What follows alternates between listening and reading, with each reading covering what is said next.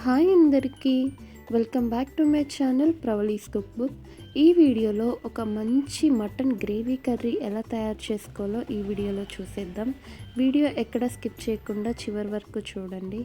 దీనికోసం లేత మటన్ ఒక 1/2 kg తీసి నీట్గా వాష్ చేసుకొని పక్కన పెట్టుకోవాలి.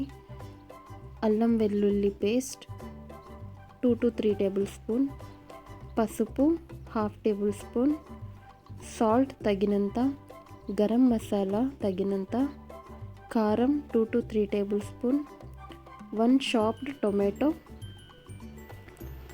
ఆయిల్ తగినంత, 2 మీడియం సైజ్ ఆనియన్స్ ఈ విధంగా చాప్ చేసి పెట్టుకోవాలి, 2 చిల్లీస్ అండ్ కొత్తిమీర. ఇప్పుడు ప్రాసెస్లోకి వెళ్దాం. ఒక మీడియం సైజ్ బాండీ తీసుకొని స్టవ్ ఆన్ చేసుకొని తగినంత ఆయిల్ పోసుకొని, ఆయిల్ కాగిన తర్వాత మనం చాప్ చేసి పెట్టుకున్న ఆనియన్స్ వేసుకొని మంచి దోరగా వేయించుకోవాలి. కట్ చేసి పెట్టుకున్న చిల్లీస్ కూడా వేసుకొని నీట్గా ఫ్రై చేసుకోవాలి. ఇలా మూత పెట్టి ఫ్రై చేసుకుంటే మనకి ఆనియన్స్ అనేది చాలా ఫాస్ట్గా మగ్గుతాయి.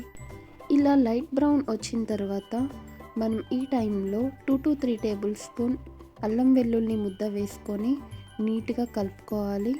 ఈ అల్లం వెల్లుల్లి పేస్ట్ మొత్తం పచ్చివాసన పోయేంత వరకు మనం నీట్గా కలుపుకోవాలి, ఫ్రై చేసుకోవాలి. అప్పుడే మనకి కర్రీ అనేది చాలా టేస్టీగా వస్తుంది.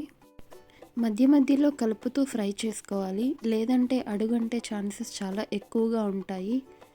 అల్లం వెల్లుల్లి ముద్ద కూడా గోల్డెన్ బ్రౌన్ వచ్చేంత వరకు మనం నీట్గా ఫ్రై చేసుకోవాలి. ఆ తర్వాత చాప్ చేసి పెట్టుకున్న 1 టొమాటోని వేసుకొని అది కూడా మంచిగా మగ్గబెట్టుకోవాలి. టొమాటో ఈ విధంగా మగ్గిన తర్వాత మనం ఇప్పుడు మటన్ వేసుకోవాలి. లేత మటన్ అయితే మనకి కర్రీ చాలా ఫాస్ట్గా అవుతుంది అండ్ మంచిగా కుక్ అవుతుంది, చాలా సాఫ్ట్గా.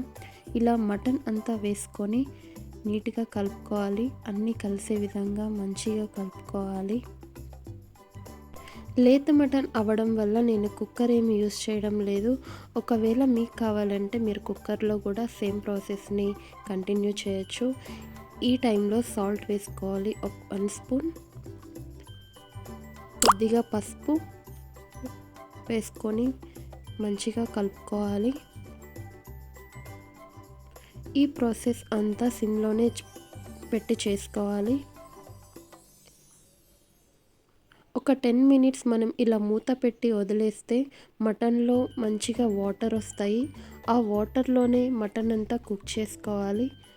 అప్పుడే మనకి ముక్క అనేది చాలా సాఫ్ట్గా వస్తుంది. ఈ ప్రాసెస్ 5 minutes మూత పెట్టి మంచిగా ఉడికించుకోవాలి. ఆ తర్వాత తీసి చూస్తే వాటర్ అన్నీ ఇంకిపోయి ఉంటాయి. ఆ టైంలో 2 to 3 టేబుల్ స్పూన్ కారం వేసుకోవాలి, తగినంత సాల్ట్ వేసుకోవాలి, 1/2 టీ స్పూన్ పసుపు, 1/2 టీ స్పూన్ గరం మసాలా వేసుకొని మసాలాలన్నీ మంచిగా ఫ్రై అయ్యే వరకు మటన్ ముక్కలకి మంచిగా పట్టించాలి. ఇలా 2 to 3 minutes మంచిగా కలుపుకొని మూత పెట్టుకోవాలి. అప్పుడే మసాలాలన్నీ చాలా మంచిగా ఫ్రై అవుతాయి.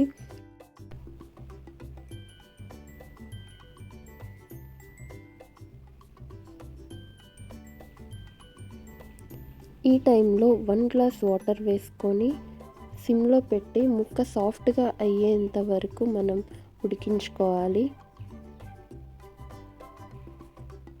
ఒక 10-15 minutes మూత పెట్టి ఉడికించుకోవాలి. మధ్య మధ్యలో కలుపుతూ ఉంటే సరిపోతుంది. కర్రీ ఉడికిందా లేదా తెలుసుకోవడానికి ఇలా ఆయిల్ సపరేట్గా వస్తుంది. ఆ టైంలో మనం లాస్ట్లో గరం మసాలా వేసుకొని తగినంత చాప్ చేసుకున్న కొత్తిమీర కూడా వేసుకొని ఒక 2 minutes అలా కలిపి వదిలేస్తే మన మటన్ కర్రీ చాలా అంటే చాలా టేస్టీగా తయారవుతుంది.